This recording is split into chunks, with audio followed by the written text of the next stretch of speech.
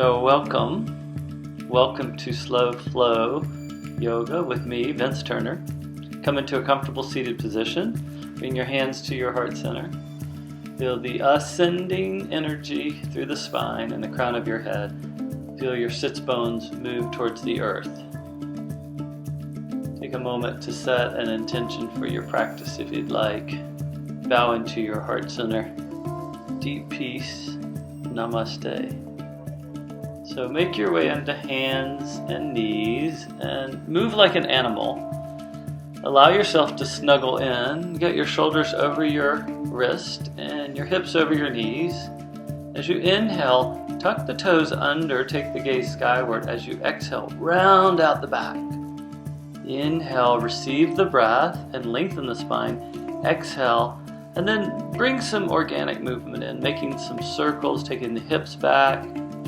One half of the circle is an inhale, the remainder is the exhale. Switch the direction when you're ready and enjoy the movement, enjoy the breath. No rush. Eventually, you'll come into a downward facing dog and pedal out your feet and adjust the stance. So often when I move into a stance, it's a little wiggling and getting the right distance. Once you've got that distance that your shoulders are over wrists, come into upward facing dog, staying on the balls of your feet. This is taken from the 5th Tibetan rites, the 5 exercises. This is the 5th of 5 exercises. So I'm rippling the spine forward as I inhale and moving around, and then exhale, take it back into downward facing dog. Eventually, bring your left foot forward. I'll be doing the mirror image and we'll come up into crescent. Let your feet be about a foot width distance and then the length be as far apart as is comfortable. Exhale, take your hands to the earth, and then that same idea, as the knee is bent, we'll come into the idea of cat arch and then tucking. Inhale, bend the knee, exhale, straighten the leg. Inhale and exhale. From here, let's come into a twist. So take your right hand to the earth as you reach your left arm up with a sense of excitement. Take the hand to the earth, and then we'll walk into downward facing dog. Step into downward facing dog. And if you like this 5th Tibetan rite, take one of those. And then ease your way into a wide-legged forward fold. Notice as I'm inhaling, I'm coming up slightly, and as I exhale, I take it back down. Walk your hands a quarter turn towards your right foot. Make your way upward in time. Make your way into crescent. Reach through and beyond the fingertips. And in opposition to that energy, take the pelvis downward. Reach through the back leg. As you exhale, take the hands to the earth. And then we'll do the same thing here. So we're straightening as we exhale. Then we bend that knee over the ankle as we inhale, lengthening the front line of the spine and then rounding. Inhale, lengthen and bend the knee. Exhale, straighten. So allow your movement and your breath to be as one. Here we'll prepare for a twist. Turning the torso towards that inner left knee that's bent. And reaching through the crown of the head as you reach through the back heel. Alright, downward facing dog. And I'm just going to extend one leg towards the sky, getting a nice diagonal line through my foot, and then we'll make our way into a wide-legged forward fold. Take a moment to just find the breath and the movement linked as one. And we'll walk around back into downward facing dog. In Chaturanga, you want to make sure that the shoulders go no lower than your elbows. You're creating a right angle with your lower arms and your upper arms. Feels so good to move from side to side, opening all the nooks and crannies in the body. So now, same idea as what we were doing before, but now the back foot is planted as we make our way into Warrior One. So taking the pelvis towards the earth and reaching the arms up. Exhale, take the hands to the earth. We'll inhale, we'll get length. We'll exhale and we'll fold over. Here we are keeping the front leg straight. It has a similar flow to the first flow, but this, again, we're keeping the leg straight. We're going to come into a twist here. Back leg is anchored and turning the toes in slightly. And then we'll take that into a twisted half moon, Parshrita Ardha Chandrasana. Notice the alignment of my wrist under my shoulder, and notice how much I'm lifting the back leg. Eventually we'll bring it back into downward facing dog, chaturanga, upward facing dog. You could do cobra, you could do knees, chest, and chin. Do what works for you and feels good in your body. If you're wondering if it feels good, if it feels good, you're doing it right. Oh yeah. I really like this organic shifting and exploring, just subtle little movements through the shoulder girdle. So let's take it to the other side. Anchor through the back leg. It's like a cable that supports the bend in the front leg. It's the arms up and overhead. Anchor the tailbone towards the earth as you draw the pubic bone up towards the navel, honoring and supporting the low back. Exhale, take the arms to the earth, the hands to the earth, and then in and out. As you inhale, you lengthen, you get a little space. As you exhale, you dive in, maybe a little deeper. Inhale and exhale. Inhale. And we'll make our way into Parshrita Trikonasana. That just means twisted triangle. Triangle with a twist. Press down and then lift up with so much excitement that you feel the chest opening. From here we take the hand forward slightly and then rotate, reach up more than you're reaching down, because gravity is going to assist you on the downward energy. Here we'll come into a twist. So one arm is straight and the other one is bent, and then we'll come into the other side. And find the stability through your legs that allows for some opening through the upper body, letting the arms just move fluidly. Half of the circle is an inhale, and the remainder is an exhale. Or experiment with the breath. Maybe the whole circle is an inhale, and then the next circle is an exhale. Find what works for you. Knees over the ankles, belly draws in, exhale your way into a forward fold. Gently come down onto your knees, setting the buttocks on the heels, pointing the toes. Then align hips over knees, open up as you extend the spine, and then exhale, bring the palms together, the tops of the hands rather. Inhale, open, feel the extension through the front line of your body. Exhale, round out. Inhale, open. Exhale, close. Coming in and out. I highly recommend opening your chest and your gaze towards the sky throughout the day. We spend so much time in flexion. It's great to counterbalance that and open in to extension. Now we'll come down onto the earth. So extend your left leg, bend your right, and come into a twist. Typically the pelvis is anchored here.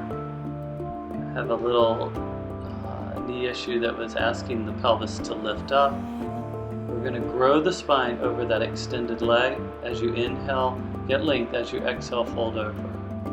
Inhale, get long through the front spine, and then exhale, fold. Inhale and exhale. So we're moving towards stillness, and we move with intention so that we can settle in. inhale, uncurl you up, and then just switch the legs. We'll come into a forward fold. I have this awesome wall and the ledge there to help support my fold. Take it to the other side. So extend your right leg, bend your left knee, and then take it into this opening through the side body. And you might be a practitioner that likes to move immediately into stillness, and if that's the case, do that. You might notice me moving my arm around. I feel like that allows for a little more 360 opening in the front, side, back, body. Eventually we'll come over the extended leg. And inhale, even if it's just the slightest bit, and exhale out of the pose. So inhale, lengthen, get a little ease, exhale, fold in. Find the position of your hands, whether they be on your shin, your ankle, your foot, and then let the inhale release you out to center.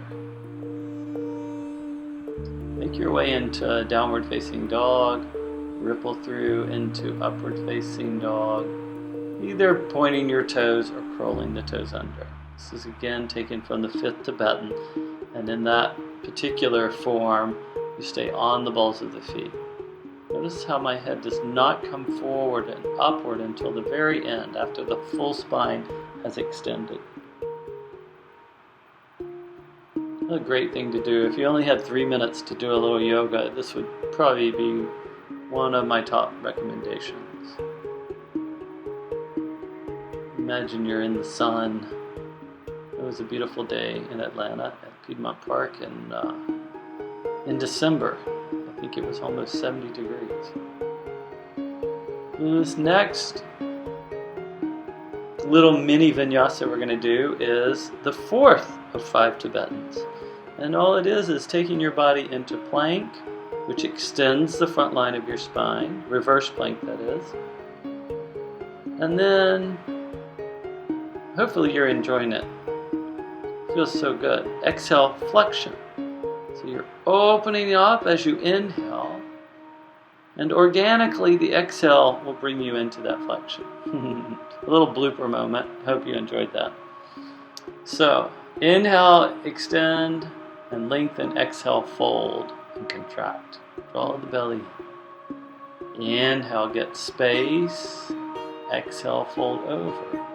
It really doesn't matter how far you're going into the fold. The idea is really connect into movement. From here, we'll shift onto our side for a side plank. Oh yeah. Let the arm move around and marvel at the mobility of your shoulder joint. Let your bottom wrist be under your shoulder, or ever so slightly in front. And then we'll come into, we'll call this tango dog, where one foot comes in front of the other. Again, these little movements create a little more opening. And then we'll take it to the other side. Allow the hand, the arm that's up in the air to just explore movement and your range of motion. Do it with a sense of curiosity rather than just swinging the arm around. How many different sensations can you feel in that movement? Then we'll come back onto our heels, pointing the toes and extending the front body. Such a great shoulder and chest opening, throat opening. Then we'll do a little core work here. So again, this is taken from the 5 Tibetan rites. You might want to even pull that up. It's extending the legs to the point at which you can keep your low back on the earth without accentuating the arch, and then flexing in. Allow your knees to stack over your hips, and then extend opposite arm and opposite leg, keeping the knees over the hips, and again, minimizing the arch in the low back. That will engage the core more. So eventually, I had the same arm and the same leg up. So we want to do opposites. Extend the right arm and bring the left knee in. And then switch. Extend your left arm, bring the right knee in. Take the arms out to the side body. Bring the legs together, keeping that knee over hip alignment. Take the legs from one side to the next. So the idea here is to bring the legs over, but not to drop them all the way to the earth. It's a different posture. It's a different movement. Shins are parallel to the earth. If you want a little more, then you extend the legs straight. And that will add a little more weight, a little more intensity to the twist. Working your obliques, the internal, external, releasing the low back. You get a little glute massage as you go from side to side. Let it be like a comfortable massage almost. We'll make our way into bridge here. I'm turning my palms outward, thumbs down, and just connecting with the inner ankles. Let your shoulder blades be wide and descending onto the earth. Let your neck be long by bringing the chin towards the chest ever so slightly. And then lift your pelvis with a sense of excitement. Take forever to bring your spine back onto the earth. We'll come into a spinal twist now. So cross one knee over the other. Here, I'm using my arm as a little weight to pull the knee closer to the earth. The inhale will bring you through center. The exhale takes you to the other side. I'm just making sure I'm not about to roll into the water.